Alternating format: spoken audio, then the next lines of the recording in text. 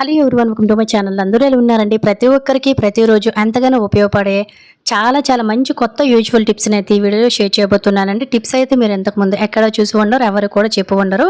ఖచ్చితంగా మీ ఎండింగ్ వరకు చూడడానికి ట్రై చేయండి. అలాగే వీడియో కనుక నచ్చినట్లయితే ప్లీజ్ ఒక లైక్ చేసి మన ఛానల్ సబ్స్క్రైబ్ చేసుకోవడం అయితే మర్చిపోకండి.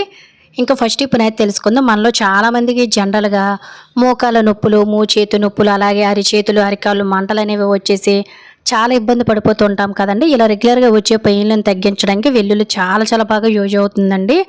చాలా మంచి రిజల్ట్ అయితే కనిపిస్తుంది. ఒక 3-4 వెల్లుల్లి రెబ్బల్ని ఈ విధంగా తీసేసుకొని కచ్చా పెజ్జాక దంచేసుకొని ఇలాంటి గరిటె అనేది ఉంటుంది కదండి, గరిటె కానీ లేదంటే మనం తాళం పెట్టుకుని బౌల్ కానీ ఏదైనా తీసుకుని ఇందులో మీ దగ్గర ఉంటే కొంచెం నువ్వుల నూనె కానీ ఆవాల నూనె కానీ వేసుకోండి. లేదనుకున్నట్లయితే కోకోనట్ ఆయిల్ అనేది రెగ్యులర్గా ఇంట్లోనే ఉంటుంది కాబట్టి కొంచెం కోకోనట్ ఆయిల్లోనే యాడ్ చేసుకోండి. నేను కొంచెం మాత్రమే మీకు చూపిస్తున్నాను. మీరు కావాలంటే ఒకేసారి ఎక్కువ తయారు చేసుకొని స్టోర్ చేసుకోవచ్చు. దీన్ని స్టవ్ మీద పెట్టేసుకొని కొంచెం వేడి చేసుకోవడం వల్ల మనకి మోకాలు నొప్పులు అనేవి చాలా ఈజీగా తగ్గుతాయండి. జస్ట్ మనం ఇలా నెల రోజులకు ఒకసారి కూడా తయారు చేసి పెట్టేసుకోవచ్చు అనమాట. ఒక్కొక్కసారి మనం పడిపోయేటప్పుడు కూడా వాపులు లాంటివి వచ్చేస్తూ ఉంటాయి కదండి, ఆ పెయిన్స్ తగ్గడానికి కూడా ఇది చాలా బాగా యూజ్ అవుతుంది.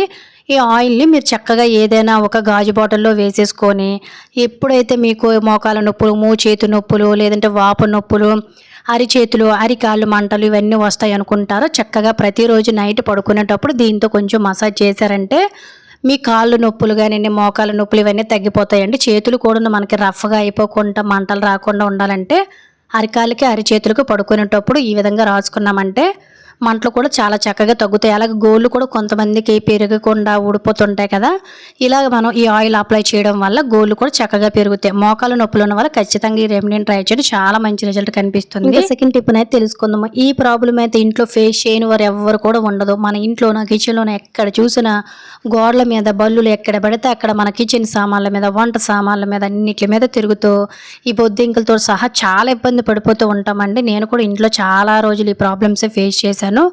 ఎక్కడ చూసినా కూడా బల్లులు బొద్దింకలు తిరుగుతూనే ఉండేవి. సో నేను సింపుల్గా ఇలా ట్రై చేశానండి. ఇంట్లో ఉండే బల్లులు బొద్దింకలు అన్నీ కూడా చక్కగా పోయాయి అనమాట. సో చాలా మంచి రెమెడీ, 100% వర్కౌట్ అవుతుంది. ఏమీ లేదు, కొంచెం మిరియాలను తీసుకొని కచ్చా బెచ్చాగా దంచేసుకొని మెత్తగా పౌడర్లా చేసుకోండి. లేదు అనుకున్నట్లయితే మనకు మార్కెట్లోన పెప్పర్ పౌడర్ అంటే మిరియాల పౌడర్ 10 రూపాయల ప్యాకెట్, 5 రూపాయల ప్యాకెట్ దొరుకుతుంది కదా, దాన్ని కొంచెం మీరు తీసుకోవచ్చు. ఏదైనా మీ ఆప్షనల్.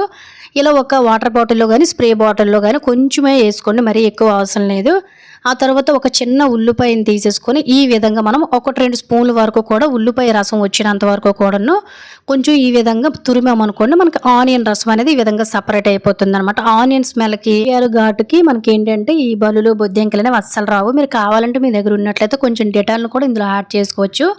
ముందైతే మనము ముందు స్ప్రే బాటిల్లోన కొంచెం నేను మిరియాల పౌడర్ని వేసాను. ఆ తర్వాత 1 స్పూన్ వరకు కూడాను ఉల్లిపాయ రసాన్ని కూడా యాడ్ చేశాను. అంతేనండి, సింపుల్గా మనకి స్ప్రే లిక్విడ్ అనేది రెడీ అయిపోయింది. దీన్ని మీరు నెల రోజులైనా స్టోర్ చేసుకోవచ్చు, అస్సలు పాడైపోయే ఛాన్స్ కూడా ఉండదు. మీకు ఎక్కడెక్కడైతే కిచెన్లోన గట్ట బాత్రూంలో కానీ బలులు బొద్దింకలు గోడల మీద తిరుగుతున్నాయి అక్కడ కొంచెం స్ప్రే చేశారంటే ఈ ఘాటుకి మన ఇంట్లోనికి బలులు బొద్దింకలు రాకుండా ఉంటాయి. ఖచ్చితంగా ట్రై చేయండి, చాలా బాగా వర్కౌట్ అవుతుంది. ఇంకా నెక్స్ట్ ఐడియానైతే తెలుసుకుందాం. జనరల్గా మనకి ఇప్పుడు వర్షాకాలం అనేది స్టార్ట్ అయిపోయిందండి, వర్షాలు పడుతూ ఉంటాయి. నెక్స్ట్ వచ్చేది మనకి చలికాలం కూడా ఉన్నాం. ఈ చలికాలంలో వర్షాకాలంలో ఎక్కువగా ఇంటి నుండి ఏదో రకమైన బ్యాడ్ స్మెల్ అనేది వచ్చేస్తూ ఉంటుంది కదా.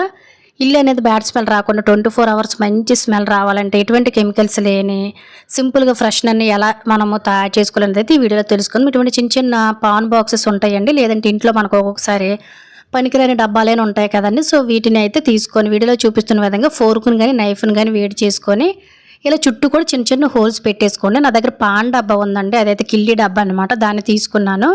ఇందులో జస్ట్ 2 స్పూన్ల వరకు కూడా రాళ్ళ ఉప్పుని వేసాను. ఆ తర్వాత బ్యాడ్ స్మెల్ అనేది రాకుండా అలాగే మంచి స్మెల్ రావాలి, ఇంట్లో దోమలు అనేవి రాకుండా ఉండాలంటే 3-4 లవంగాలను కూడా సాల్ట్లో యాడ్ చేసేయండి ఉప్పులో. ఆ తర్వాత కొంచెం వరకు కూడాను ఇలా మీకు నచ్చిన కంఫర్ట్ని కానీ లేదంటే ఏదైనా మంచి స్మెల్ వచ్చే షాంపూని కానీ ఏదైతే మీకు ఉంటుందో అవైలబుల్గా దాన్ని కొంచెం యాడ్ చేసుకోండి. లేదంటే కొంచెం మీరు సెంటుని కూడా ఇందులో యాడ్ చేసుకోవచ్చండి. నేనైతే సాఫ్ట్ టచ్ని ఈ విధంగా యాడ్ చేసాను. దీన్ని తీసుకుని వెళ్ళి బీరువాలో కానీ కబోర్డ్లో కానీ హాల్లో కానీ బెడ్రూమ్లో పెట్టామంటే బ్యాడ్ స్మెల్ అనేది పోయి మనకు రూమ్ ఫ్రెష్ అన్నాగా యూజ్ అవుతుంది. ఖచ్చితంగా ట్రై చేయండి. ఇంకా నెక్స్ట్ ఐడియా అనేది తెలుసుకుందాం. ఈ రోజుల్లో ప్రతి ఒక్కరూ ఫేస్ చేసే ప్రాబ్లమ్ ఇది. చాలా మందికి పులిపిల్లు అనేవి ఎక్కడ పడితే అక్కడ వచ్చేసి చాలా ఇబ్బంది పడిపోయి ఎన్ని రకాలుగా ట్రై చేసినా కూడాను అస్సలు పులిపిల్లు అనేవి పోవటం లేదని కొంతమంది ట్రీట్మెంట్ కూడా చేయించుకుంటుంటారు. వీటికి ఎక్కువ డబ్బులు పెట్టాలి, అలాగే కొంచెం పెయిన్ఫుల్ కూడాను.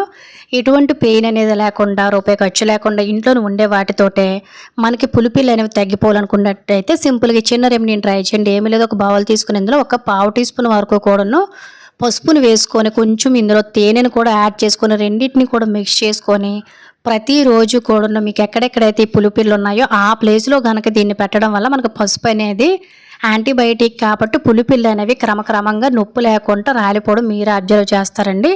అలాగే తేనె అనేది పులిపిల్లు ఉండే ప్లేస్లో మనకి ఎటువంటి డార్క్నెస్ గట్రా రాకుండా, నొప్పి రాకుండా చేస్తుంది అనమాట. పులిపిల్లు ఉన్న వాళ్ళు ఖచ్చితంగా చిన్న రెమెడీని ట్రై చేయండి. పులిపిల్లు చక్కగా తగ్గిపోవడం మీరు అబ్జర్వ్ చేస్తారు. ఓకే, నెక్స్ట్ టిప్ అయితే తెలుసుకుందాం. జనరల్గా మనం దోశలు వేసేటప్పుడు అందరమే ఫేస్ చేసే ప్రాబ్లమే చుట్టూ కూడా నల్లగా జంగులాగా అంటే మనకి జిడ్డు పట్టేసి దోశలు వేసేటప్పుడు దోశలు అనేవి ఇరుక్కుపోతూ అతికిపోతూ అస్సలు కూడా రావు కదండి, దోశలు అనేవి ఇరిగిపోతూ ఉంటాయి. అలానే దోశ పెనాన్ని ఎలా పడితే అలా క్లీన్ చేస్తామంటే నాన్ స్టిక్ అంతా పోయి దోశ పెనం అనేది పాడైపోతుంది.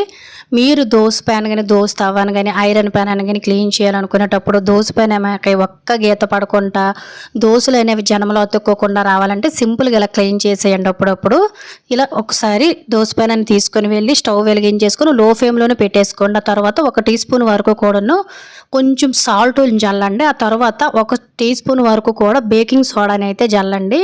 ఆ తర్వాత నిమ్మకాయ కొంచెం రసాన్ని కూడా పిండండి. నార్మల్ మీరు వాడిపోయిన నిమ్మకాయల్లో కూడాను చక్కగా వేసేసుకోవచ్చు అనమాట. స్టవ్ పైన ఎందుకు పెట్టి క్లీన్ చేయాలంటే మనకి వేడిగా ఉండేటప్పుడే దోశ పెనం చుట్టూ కూడాను మురికి జిడ్డు కూడా చాలా ఈజీగా వస్తుందండి. నిమ్మరసం పిండేసిన తర్వాత దోశ పెనం క్లీన్ చేసేటప్పుడు జిడ్డు స్మెల్ అనేది వచ్చేస్తూ ఉంటుందండి. ఈ జిడ్డు స్మెల్ రాకుండా ఉండడం కోసం నేనైతే కొంచెము షాంపూని వేసాను. మీకు నచ్చిన షాంపూని ఏదైనా వేసుకోవచ్చు, లేదంటే సర్ఫలు కూడా వేసేసుకోవచ్చు అనమాట. ఇలా మూడింటిని కూడా యాడ్ చేసుకుని కొంచెం వాటర్ని వేసుకొని అదే నిమ్మ చెక్కని నేను అక్కడే పెట్టేశానండి.